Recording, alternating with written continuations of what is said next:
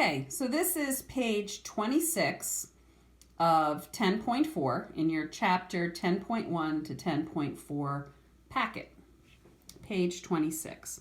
We're going to go over how to solve a quadratic equation by finding the square roots.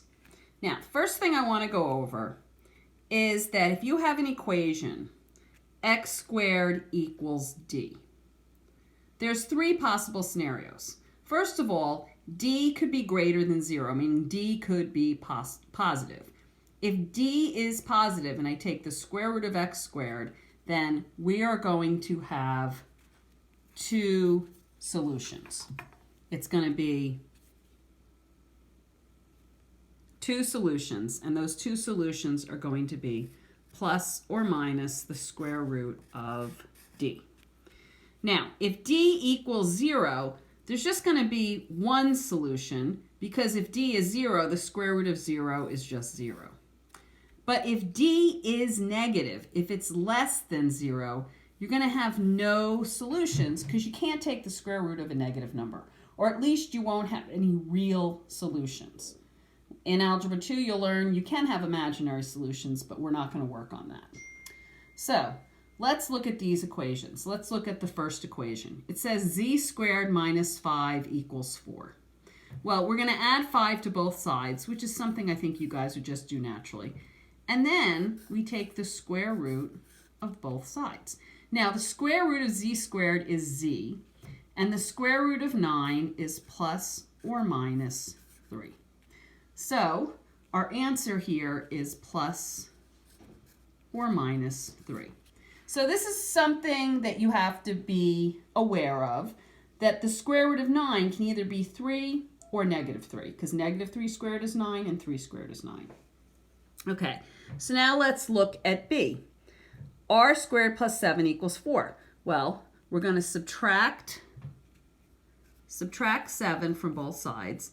We get r squared equals negative 3. If I square root both sides, I told you, you can't take the square root of a negative number and get a real solution. So you have no real solutions. So there is no solution. And in this case, we get 25k squared equals 9. I'm going to divide by 25, divide by 25.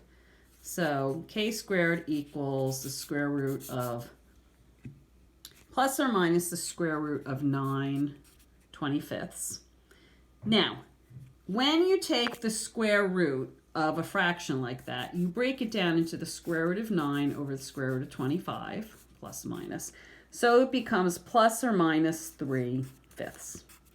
Now, we will learn this when we do chapter 11, but there is a property of square roots that says the square root of a over b equals the square root of a over the square root of b. So if you ever notice that you're square rooting a fraction and you know that each, the numerator and denominator, are perfect squares, it makes sense to break it down into the square root of a over the square root of b. So let's turn the page, and I want you to try checkpoint 1, 2, and 3 on your own. Stop the video, and when you're done, start the video again and see if you got it right. So for number 1, I divide by 3, divide by 3. I get x squared equals 36. Square root both sides, and I remember when I take the square root, I always do plus or minus. We get plus or minus 6. Here, I subtract 17, t squared equals 0, square root, t just equals 0 because there's no such thing as plus or minus 0. And here, divide by 81, divide by 81, p squared equals 4 over 81, square root, and remember I changed this to plus or minus square root of 4 over square root of 81, which is plus or minus 2/9. Okay, so make sure you got those all correct. We're stopping this video and we'll pick up on another one.